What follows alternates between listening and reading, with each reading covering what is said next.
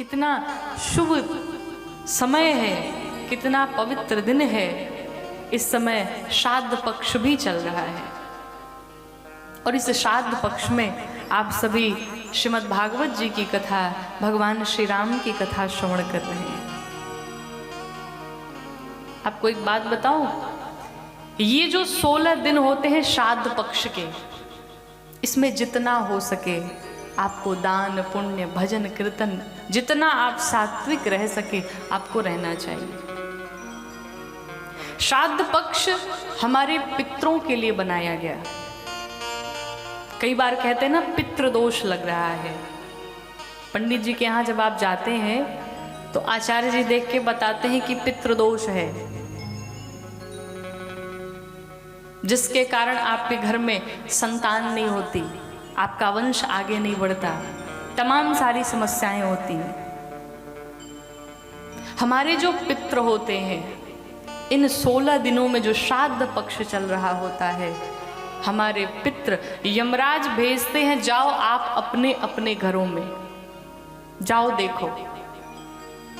और सभी हमारे पितृगण आते हैं इस पृथ्वी पर, तो कहते हैं कि जब वो आते हैं हमारे घरों में तो हमें ऐसा व्यवहार करना चाहिए कि जिसे देख करके हमारे पितृगण प्रसन्न हो जाएं, कि हमारा पुत्र, हमारी संतति, हमारा परिवार बहुत सात्विक है, भगवान की सेवा में लगे हैं, ब्राह्मणों की सेवा में लगे हैं, दान पुण्य में लगे हैं, भजन कीर्तन में लगे हैं।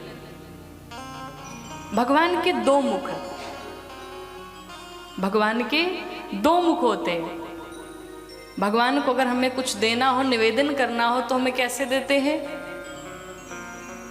जब यज्ञ होता है तो उसमें स्वाहा करते हैं, बोलते हैं ना, पंडित जी कहते स्वाहा।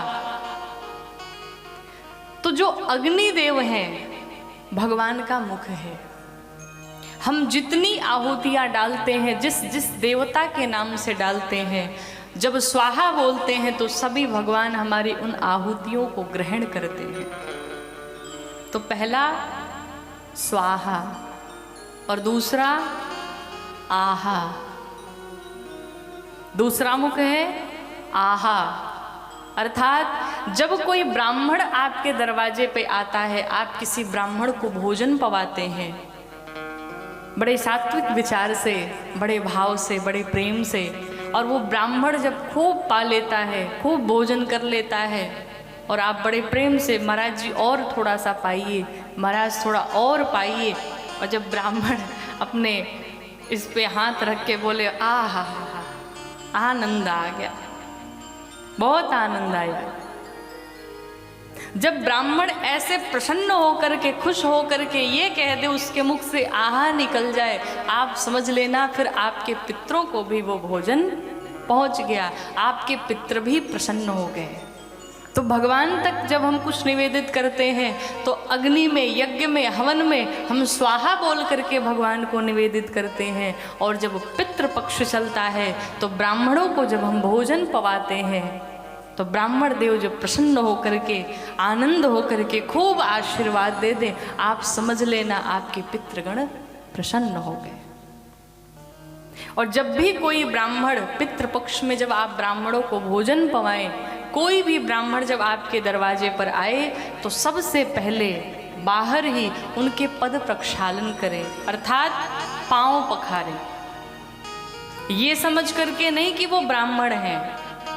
ब्राह्मण के साथ साथ आज हमारे पितृ हमारे घर पे आ रहे हैं, हमारे घर पे पधारे हैं, इसलिए बड़े भाव से, बड़े सात्विक मन से, बड़े सात्विक विचार से उनका पद प्रक्षालन करें, उन्हें बुला करके उन्हें बढ़िया भोजन पवाएं।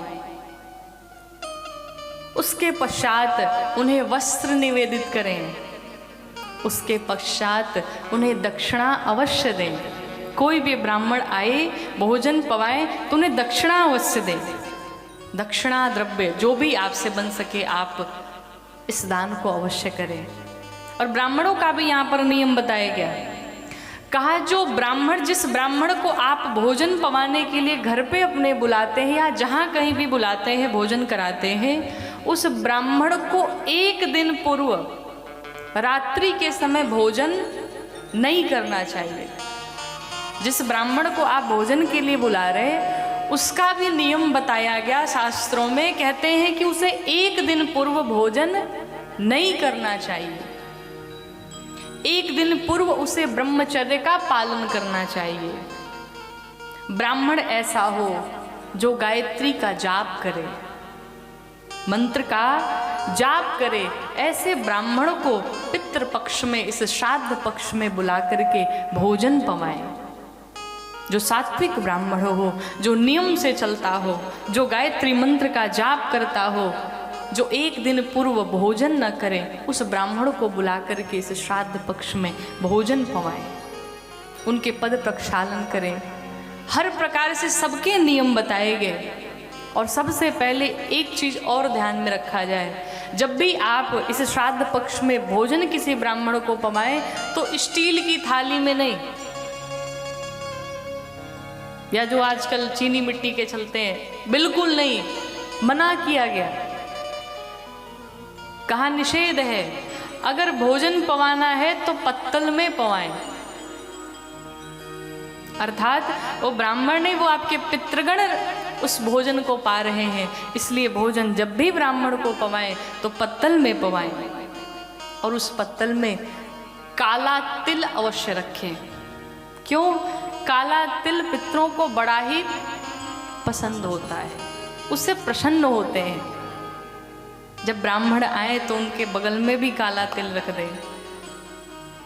ऐसा नहीं कि ये कोई टोटका है, ऐसा शास्त्र में निवेदित किया गया। और कहते हैं ब्राह्मण को खूब भोजन पवाएं। वो जितना प्रसन्न होकर के आपके घर से जाएगा उतने ही घर में आपकी खुशहाली बनी रहेगी। जितना हो सके दान पुण्य करें श्राद्ध पक्ष में, जितना हो सके भजन कीर्तन इत्यादि करें। वो पितृ जब आपके घर आते हैं और देखते हैं कि हमारा घर बड़ा सात्विक है, सभी भजन कीर्तन इत्यादि में लगे हैं, तो पितृ भी खूब खूब आशीर्वाद दे करके जाते हैं। तो श्राद्ध पक्ष में इन सभी नियमों का पालन अवश्य करें। आगे कहते हैं कि जो ब्राह्मण किसी व्यक्ति के घर जिसने श्राद्ध में भोजन किया, अब उस ब्राह्मण का भी नियम है कि वो ब्राह्मण तब तक शुद्ध नहीं माना जाएगा जब तक उसने 1100 गायत्री का जाप वो न कर ले। 1100 गायत्री का जप करने के पश्चात ही वो ब्राह्मण फिर से शुद्ध होगा।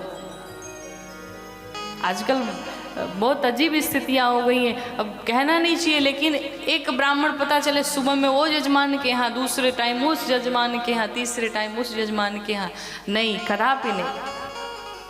एक दिन में एक ही यजमान के यहाँ भोजन पाएं, और तब तक वो शुद्ध नहीं होगा जब तक कि उसने 1100 गायत्री मंत्र का वो जाप न कर ले।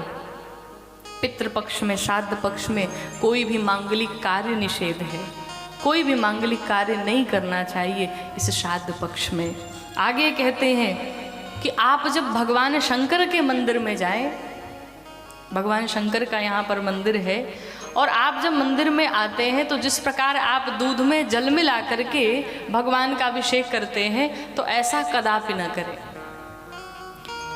इस पूरे श्राद्ध पक्ष में जब भी भगवान शंकर के मंदिर में आए तो जल अलग से चढ़ाएं, और आपके पास दूध भले ही 1 चम्मच हो लेकिन वो कच्चा दूध अलग से चढ़ाएं। क्यों? वो हमारे पितरों को जाता है, वो हमारे पितरों को निवेदित होता है।